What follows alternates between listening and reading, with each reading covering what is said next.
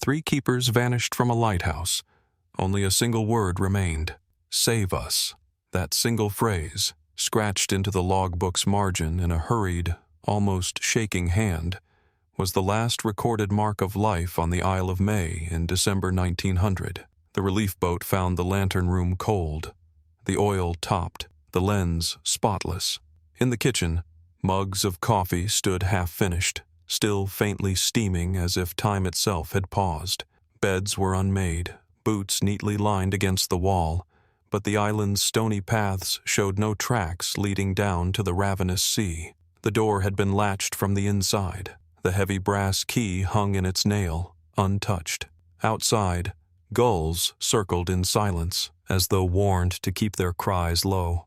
The sky was iron gray, windless, yet a sense of storm lingered in the damp air. 3 men, Thomas Marshall, James Ducat, Donald MacArthur, simply gone. Their lighthouse perfect, the beacon dark, their last plea etched like a splinter in history: "Save us." Investigators tried to anchor the impossible to ordinary explanations. They measured wave heights, mapped tides, logged every gust that month. Official reports spoke of rogue seas snatching men from cliffs, but even the most brutal waves cannot relatch a door, cannot tidy a lantern room, cannot scrub footprints from frozen soil. Islanders whispered of the phantom ship, a spectral bark said to glide soundlessly just beyond sight, and of green fires on the horizon the night before the keepers vanished. Others murmured about the third keeper's curse, an old superstition claiming that one man must always watch the light alone, facing a silence so deep it invites something else to watch back. Letters later found in Marshall's sea chest hinted at sleepless nights, strange knocks on the tower walls, distant voices riding the fog, calling each keeper by name. Yet none of those letters reached shore before the men were swallowed. The lighthouse itself became an accusation, its lens reflecting nothing but questions. 3 days before the relief crew arrived, the supply ship's captain logged a curious report.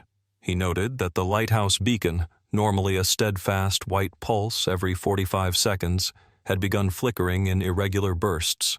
3 flashes, pause, 2 flashes, pause, then darkness for nearly a minute. Maritime signal experts later pointed out that this sequence matched no standard code, yet seasoned sailors swore such patterns often meant distress.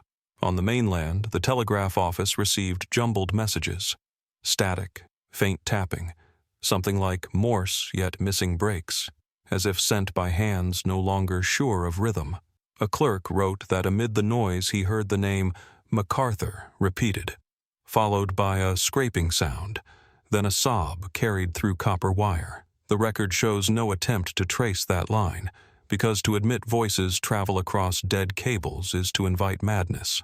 Still, when investigators checked the lighthouse's telegraph headset, the coil was fused, wires charred from within, but the casing smelled of ozone as if signal sparks had danced there just hours earlier. The official inquiry convened 7 weeks later inside a smoky Edinburgh hall. Witnesses arrived clutching wool coats, faces pale, each reciting versions of the same impossible weather: calm seas turning glassy, sudden hush like breath being held, then a low hum rising from beneath the waves.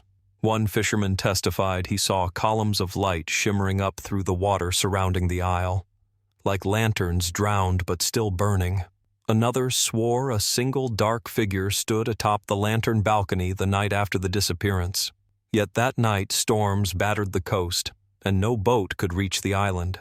Evidence entered into the record felt more like folklore: a gull found dead on the quay with its wings neatly folded, a sheep washed ashore marked by an odd spiral carved into its fleece.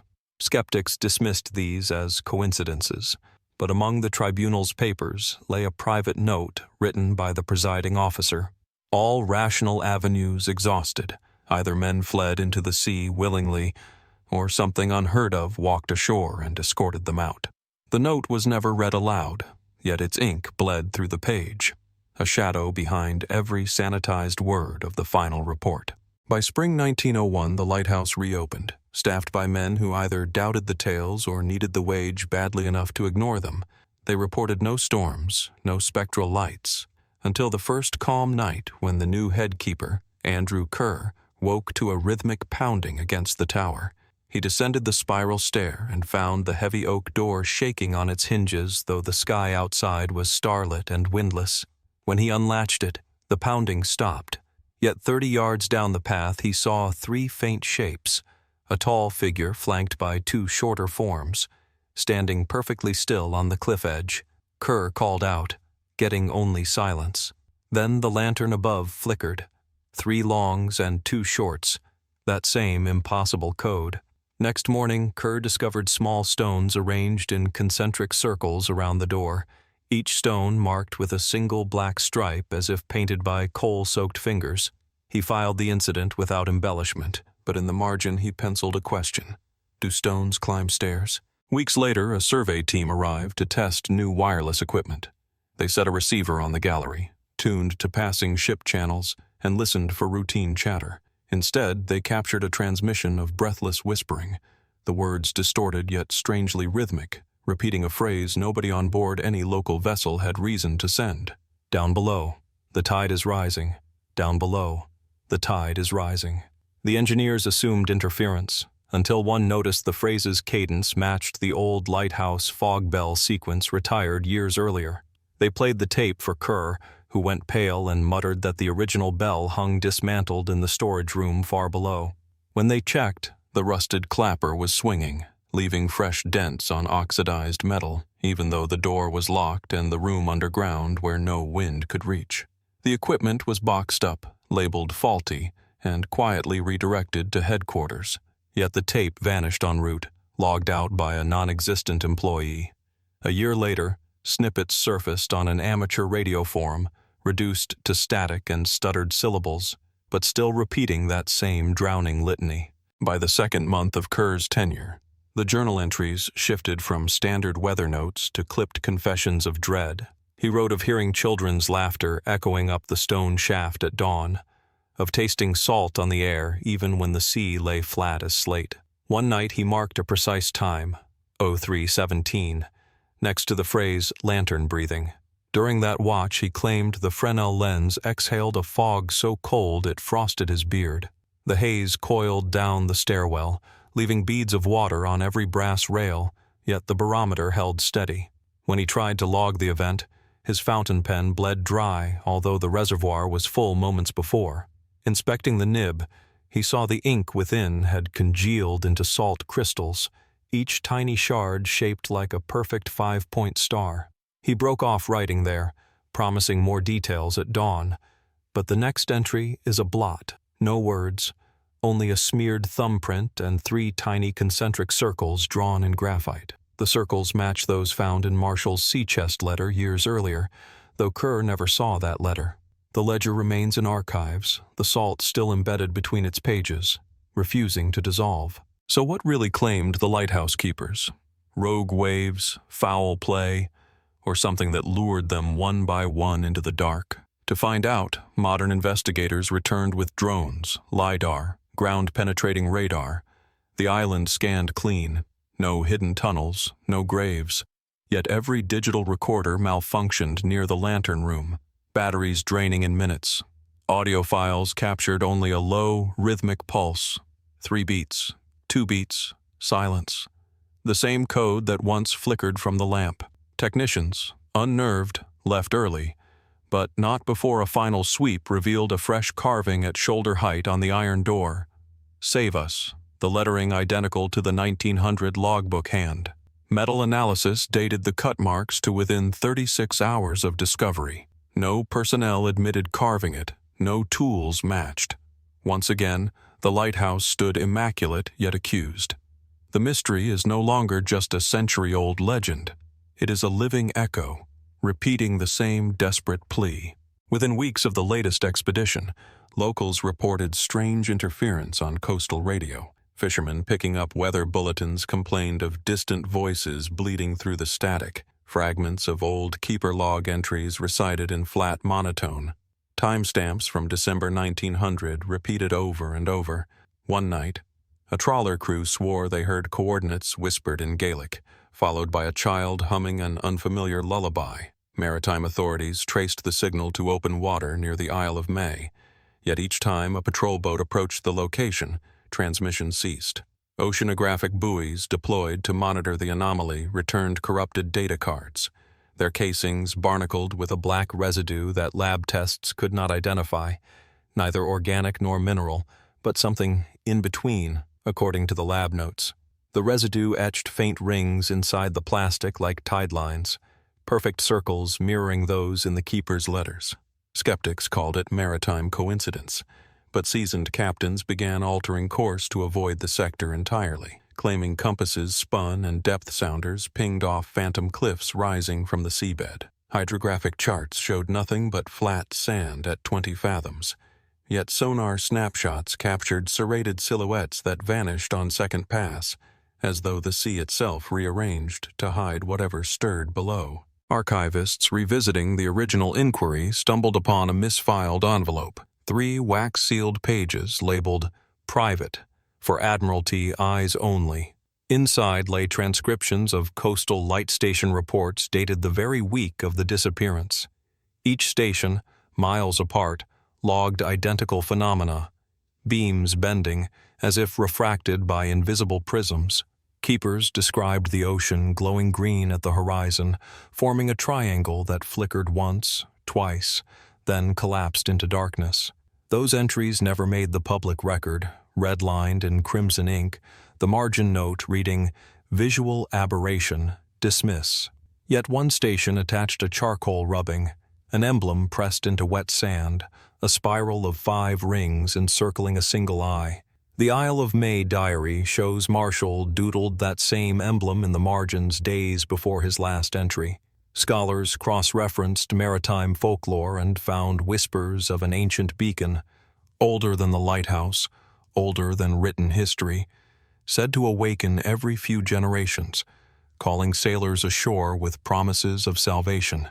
The legend ends abruptly.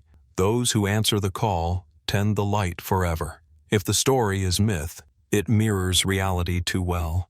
If it is truth, the keepers may not be gone at all, but still on watch, tending a lantern we were never meant to see. In 2018, a graduate student named Isla Grant, writing her thesis on maritime disappearances, petitioned the Northern Lighthouse Board for unrestricted access to the Isle of May's closed archives. After months of bureaucracy, she received a battered chest of microfilm reels marked "Unprocessed Visual Anomalies." Scanning them late at night, she discovered frames that shouldn't exist. Exposure tests taken by an unknown photographer sometime after 1900, apparently aimed at the night sky. In every frame, the stars smear into comet-like tears, as if dragged inward toward a single dark well hovering just above the lantern. Yet the lens housing itself remains perfectly crisp, suggesting the distortion was not in the camera but in space itself. Isla enhanced the negatives, isolating a faint outline where light collapsed. 3 figures, faint but present, blurred into spectral translucence. They stand exactly where Marshall, Ducat, and MacArthur would have stood while trimming the wick. One frame is time-stamped 0207. The hour relief logs say the beacon inexplicably extinguished. Another displays a handwritten note along the border, same hurried scrawl as the logbook plea, reading simply, "Still here." Isla's supervisor dismissed the images as double exposures, yet that night, team servers registered multiple failed login attempts traced to an unlisted IP in the Firth of Forth. The files vanished from the digital archive, but Isla had printed a single contact sheet. The emulsion reeked faintly of salt and ozone, an impossible scent for fresh photo paper sealed in a sterile lab. Driven by equal parts terror and curiosity, Isla organized an unofficial nighttime landing with 2 drone pilots and a marine acoustician. Stealth was essential. The lighthouse now stands automated, its grounds off-limits after dark, but her research grant quietly covered a charter. They anchored offshore, launched drones, and streamed infrared footage. Empty paths, static beams, nothing unusual until 0317, when every onboard compass rotated precisely 45 degrees west, then froze. Simultaneously, drone feeds displayed a glow emanating from beneath the lantern, pulsing, expanding like a breathing diaphragm of light. Audio channels erupted in low-frequency rumble, oscillating 3 beats, pause, 2 beats. The ancient code. The acoustician triangulated the source not to the tower, but below sea level, as though the isle itself were emitting a heartbeat. One drone descended toward the cliff face, its spotlight revealing narrow crevices carved into a spiral pattern, matching the 5-ring symbol. Suddenly, its motors stuttered, batteries draining from 80% to 0 in 12 seconds. Before the feed died, the camera captured a sliver of interior tunnel glistening with moisture, walls striated like the rings of a massive shell. A shadow moved within, elongated, limbless, yet undeniably human-sized. The device plunged, signal lost. No splash registered on sonar, as if the drone had been swallowed by air. On deck, Isla heard faint tapping behind her. 3 knocks, 2 knocks, silence, coming from the steel hull, from below the waterline where no hand could reach. They aborted the mission at dawn. Engines stuttered as if reluctant to leave, but the boat finally lurched away from the isle. 50 meters out, a brackish mist rose from the surface, coating every metal edge with salt crystals in geometric rosettes. The acoustician, pale, sweating, reviewed the hydrophone record. Beneath the drone's final shriek lay a layered chorus, hundreds of overlapping voices repeating one sentence in Gaelic and English. "Tend the light, keep the watch." Isla recognized the cadence from Marshall's final letter. Shaken, she secured the SD card in a waterproof case, yet by the time they docked, the file header read 0 bytes, wiped clean while still in her pocket. That night, Isla dreamt of a spiral staircase descending, each step flooded ankle-deep with seawater. The deeper she went, the drier the air became, until the lantern room lay far above and the sea whispered from below. At the final landing, 3 figures waited, faces hidden by soot. One extended a hand, palm up, revealing a brass key thick with barnacles. When she refused, the spiral steps behind her dissolved, leaving only black water. She woke choking on brine, mouth salty though no seawater touched her. The bedsheets bore faint concentric water stains, curling around her in rings of 5. Weeks after, the Northern Lighthouse Board quietly decommissioned the Isle of May Tower, citing automation upgrades, yet official memos leaked. Technicians reported electronic malfunctions escalating, control modules corroding overnight, fiber links snapping as if twisted. One file detailed an engineer succumbing to acute disorientation after spending 7 minutes alone in the lantern room. He insisted the light couldn't be turned off because someone below still needs it, then collapsed. Pupils dilated, pulse arrhythmic. While medics stabilized him, an automated lens rotation system switched on by itself, though mains power was locked out. Security cameras show no motion, yet a faint reflection appears in the glass. A tall shape accompanied by 2 smaller, each sway-rocking like figures on a ship deck. Risk auditors recommended sealing the tower.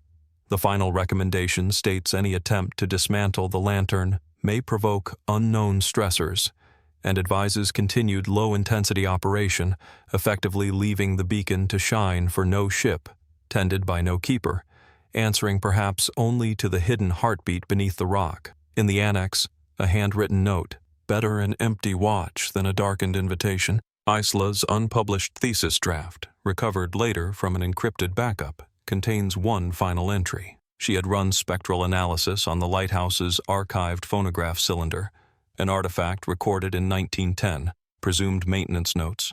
Instead of keeper voices, the cylinder yielded a low thrumming identical to the hydrophone pulse. Layered atop were faint harmonics that, when pitch shifted, outlined a pattern matching deep-sea whale songs, but compressed to a frequency range impossible for any mammal. Plotting the data produced concentric wave rings, again in sets of 5. Isla overlaid these rings onto the lighthouse's original architectural blueprints and found a near-perfect alignment. Every stair landing, every window, even the thickness of the lantern glass corresponded to the wave nodes. It was as if the tower had been built to resonate with something older, something humming from beneath. Her final margin note reads, "The lighthouse isn't just a beacon. It's a tuning fork. We were never meant to light it. We were meant to listen. That same night, campus security logged multiple alarms in the audio lab. Guards arrived to find salt spray on the window ledges, 40 miles inland, and a spiral of 5 wet footprints leading from the playback booth to an open exit. Isla Grant was never seen again. The Northern Lighthouse Board, pressured by unexplained disappearances and mounting folklore, finally commissioned a demolition survey in 2023. Heavy machinery landed on the Isle. Operators briefed to dismantle the lantern first, dismantle the stonework later. The project halted within hours. Bolt cutters dulled, diamond saws cracked, as though iron and granite had hardened beyond industrial tolerance. Sensors recorded subterranean tremors, rhythmic, 5 pulses long. A structural engineer, skeptical of ghost stories, descended to inspect foundational cracks. Body cam footage shows him tracing fingertips along the inner wall when the stone suddenly exuded briny water, etching concentric rings around his hand. He dropped the camera, its lens capturing a final frame, the spiral glowing faintly with bioluminescent blue. Seismic instruments on the ship registered a single sub-audible roar. When rescue descended, the chamber was dry, the wall smooth, the engineer gone. Within 10 minutes, all machinery was recalled. The final log entry by the demolition foreman is terse. Structure resists removal. Recommend abandonment. Light tends itself, and so the beacon still burns. Unscheduled, unstaffed, fueled by tanks that should have emptied decades ago, casting 3 long flashes, too short, into a sea that answers with the same relentless code. In 2025, an oceanographic institute secured rare funding to map the seabed beneath the Isle of May. Their remote ROV, fitted with ultra-low-light cameras, descended along the cliff wall, tracing the spiral fissure first spotted by Isla's doomed drone. 68 meters down, the probe's floodlights illuminated an archway of basalt smoothed as though from ceaseless tides, yet charts showed no cave. Sonar ping returned a void that seemed to absorb sound. Inside, the camera revealed concentric terraces descending like steps of a giant amphitheater, each band shimmering with calcite veins that pulsed in time with the lighthouse above. The ROV's geologist, monitoring from the control van, gasped as wave analysis software misclassified the pulses as human heartbeats. Then the feed flickered. 3 frames froze. First, a rusted lantern cradled in barnacles. Second, a brass key thick with coral. Third, 3 silhouettes standing ankle-deep in darkness, their outlines rippling like reflections in disturbed water. Before technicians could react, tether tension spiked. Audio channels erupted into the 5-pulse code, and the umbilical snapped as if severed by impossibly sharp shears. The ROV was swallowed whole, leaving only silence and a lingering salt haze inside the control van. The incident pushed authorities into containment mode. Maritime advisories quietly shifted shipping lanes 10 nautical miles east, citing unpredictable magnetic anomalies, while a classified memorandum instructed lighthouse automation to remain active under no circumstance to be powered down. Yet the beacon began rewriting its own cycle. 3 long flashes, 2 short 40-second pause, mirroring the code now etched into GPS drift logs of passing vessels. Fishermen reported compasses veering toward the Isle even when engines idled, as though currents embraced their hulls. Onshore, seismographs captured micro-tremors syncing with distant solar flare bursts, suggesting the pulses were not merely terrestrial but cosmic, resonating like tuning forks between sea and sky. Late one night, a Coast Guard radar tech tracked an unregistered object circling the island at 4 knots, vanishing whenever spotlight beams swept the waves. Audio channels opened with a child's voice humming an archaic sea psalm, the melody fractured but unmistakably Gaelic. Analysts enhanced the recording and isolated a whispered line beneath the song, "Tend the light, pass the watch."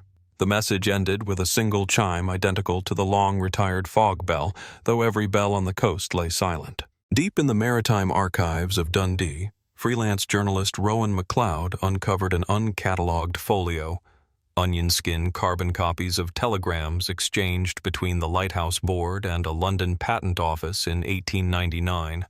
The board sought expedited approval for a resonant prism lens, claiming it would amplify beam range without extra fuel. Attached was a schematic eerily similar to Isla Grant's overlay.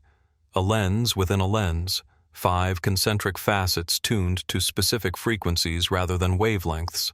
The patent was rejected with a single marginal note: optical resonance unverified, potential bioacoustic hazard. Rowan smelled a cover-up and requested access to the aisle for a feature story. Permission denied. She chartered a fisherman anyway, arriving under a waxing moon.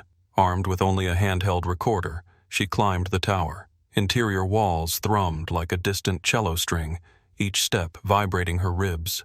At 0317, the beam shifted hue, bleaching violet for 3 pulses, then white, then violet again. Her recorder died, screen frozen on a timer counting 3, 2, blank. She fled before dawn. Back on shore, the device powered up without batteries, playing a looped phrase in her own voice, words she never spoke, whispering, "Keep her coming, lantern open, keep her coming, lantern open," until the tape burnt out, leaving molten plastic shaped in 5 perfect rings. Rowan's article, scheduled for an investigative podcast, never aired. Producers cited corrupted audio files and inexplicable feedback during edits, the screech forming the same 3/2 rhythm that now haunted every device tied to the story. Frustrated, she uploaded a text version to a secure server, yet readers reported the paragraphs rearranging themselves, sentences repeating, each revision converging on a single stanza. "We watch the watch, we guard the guard, we keep the keepers, tend the light." Cyber forensics traced the edits to an IP geolocated 5 kilometers offshore, coordinates sitting in open ocean. A Navy hydrographic buoy at that spot registered unexplained vertical currents and emitted the low-frequency pulse identical to the isle's seismic readings.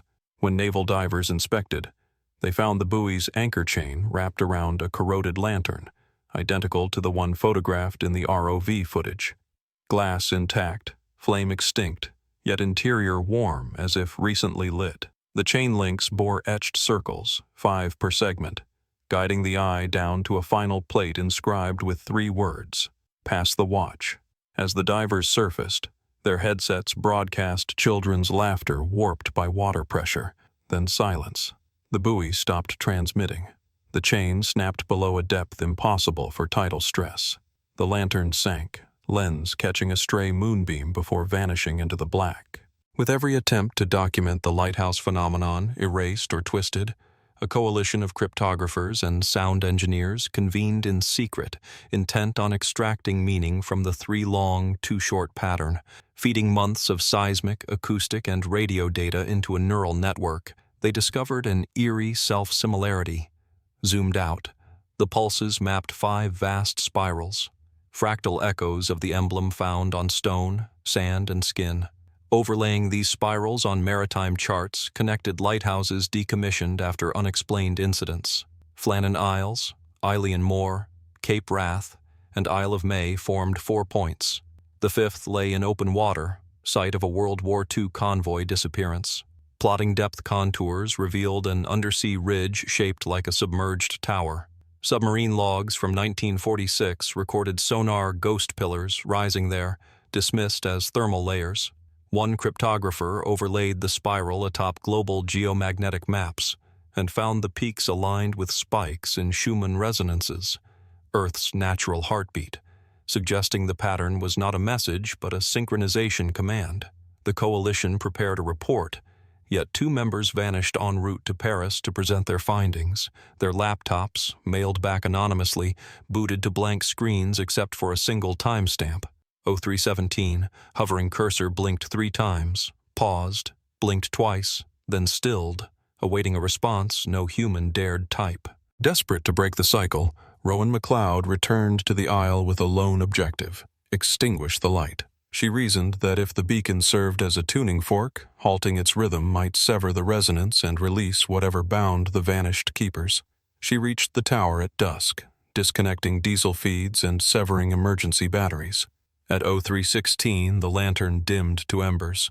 Silence fell over rock and sea, but as her watch ticked to 317, The prisms glowed from within, igniting without fuel. The lens rotated against locked gears, metal shrieking. Rowan sprinted down the stairwell as cold vapor coiled up from below, carrying brine-scented voices chanting her name. She burst onto the cliff path, yet the door slammed behind her, latch sliding shut, though no hand touched it. Turning seaward, she saw 5 pale columns of light rising from the black water, each pulsing in perfect unison with the lantern. 3 longs, 2 shorts. Her recorder captured a single phrase whispered on the wind. Watch. Past. Dawn patrols found the tower dark, fuel lines intact, lenses cool. Rowan's boat drifted ashore unmanned, hull etched with concentric rings. Her last log entry on Cloud Backup reads, "If I fail, remember, some doors lock from the outside." International pressure mounted after the buoy incident. The UK Hydrographic Office, NATO Signal Intelligence, even a private aerospace firm quietly dispatched analysts, each arriving with shielding cases and Faraday tents. They installed broadband jammers around the isle, hoping to choke whatever frequency fed the beacon. At 2300 all transmitters engaged, drowning the airwaves in white noise. For 40 minutes the lighthouse stood dark, the island silent. Then, precisely at 23:43, every jammer failed in sequence. Power cells ruptured, emitters fused into slag. As the lantern reignited itself, beams slicing through fog like a scalpel, sensors registered an electromagnetic spike surpassing solar flare intensity, yet only within a 1-kilometer radius. Satellite images taken minutes later showed the isle shrouded by a swirling aurora normally seen in polar latitudes, coils of green light forming 5 perfect rings. The phenomena lasted 3 minutes, 32 seconds, 3 longs, 2 shorts in optical Morse, before vanishing. Onboard telemetry from the disabled jammers revealed an overwritten firmware message. Watch acknowledged. Winter solstice arrived under bruised clouds. Satellites flagged a magnetospheric kink directly above the isle, disrupting GPS across the North Sea. Cargo vessels reported phantom waypoints, shifting them toward the lighthouse beam, even on autopilot. At 0317 UTC, every AIS transponder within 50 miles spat identical error codes, 33322, before rebooting. Orbital weathercraft imaged a column of green-blue luminescence piercing the ionosphere, its diameter exactly 5 nautical miles. Inside the column, sensors recorded a null field, wind stalled, waves flattened, temperature held at 0 degrees C despite storm forecasts. An unmanned Skyscanner drone dipped into the glow and streamed video of colossal shadow forms swimming beneath the glassy sea, their outlines matching no whale, no submarine, elongated limbs ending in shovel-like fins, moving in languid synchrony to the lighthouse pulse.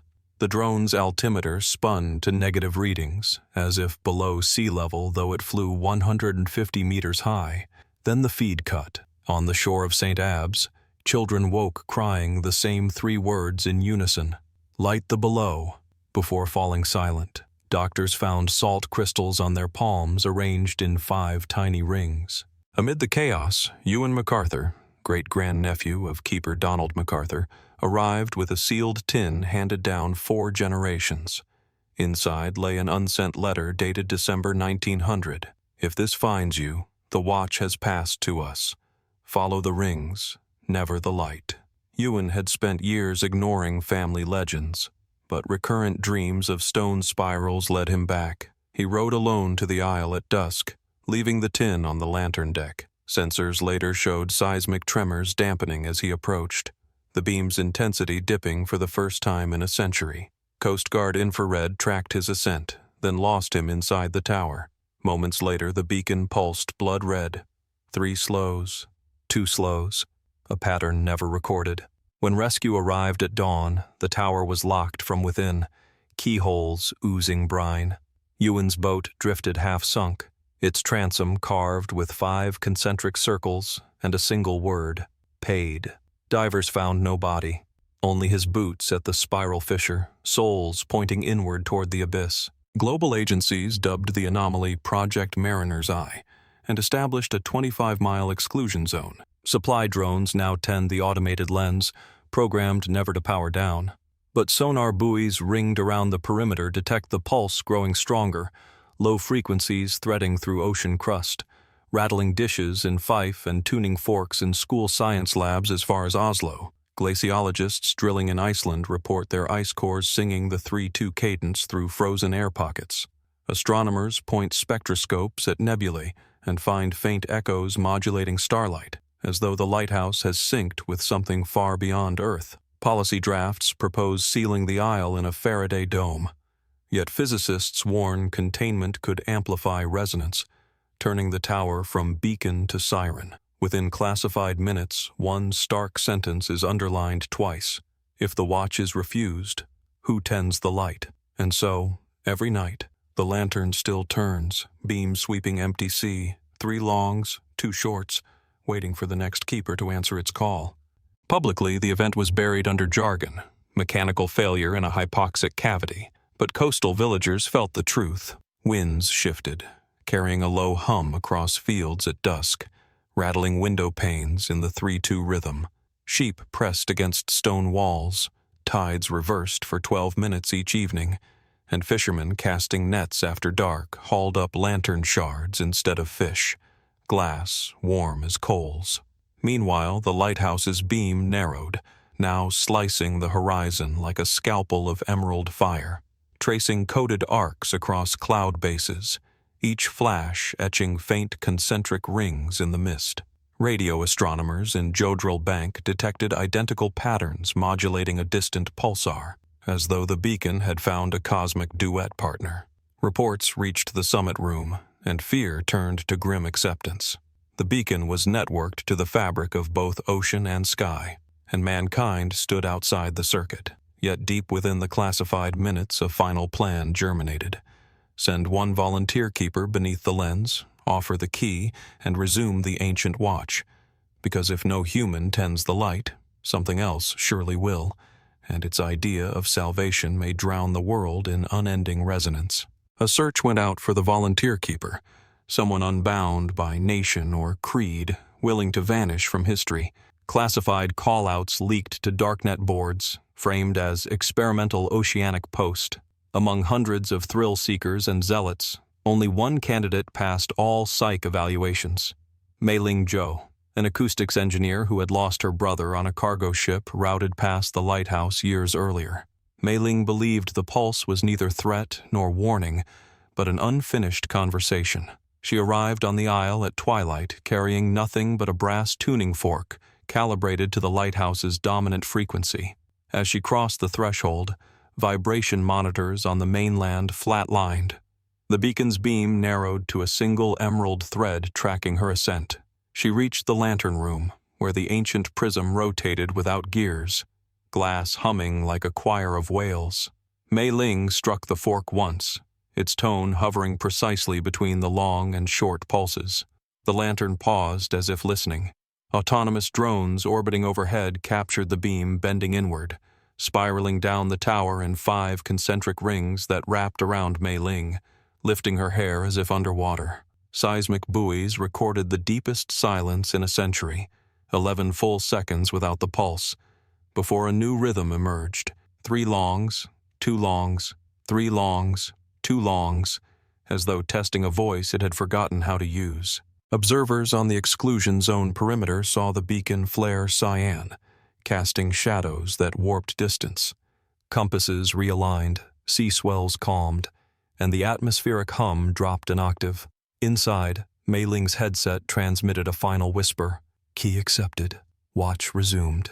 Her vital telemetry spiked, heart racing to match the new rhythm, then leveled into slow, steady beats. Instruments on shore registered a second resonant source beneath the ridge. 2 hearts now instead of 1, synchronizing, reducing the lighthouse output to a soft glow barely visible beyond the isle. Analysts feared a prelude to something larger, yet hours passed without incident. Dawn revealed the tower door locked from the inside, a fresh brass plate bolted above the lintel etched with 5 rings and a single word, Keeper. Every monitoring station reported background noise stabilizing. Radios fell silent. Sea currents normalized. For the first time since 1900, the beam remained dim through daylight without resisting, as if satisfied. Yet at 03:17 that night, buoys clicked alive. Not 3 pulses, not 2, but a new pattern.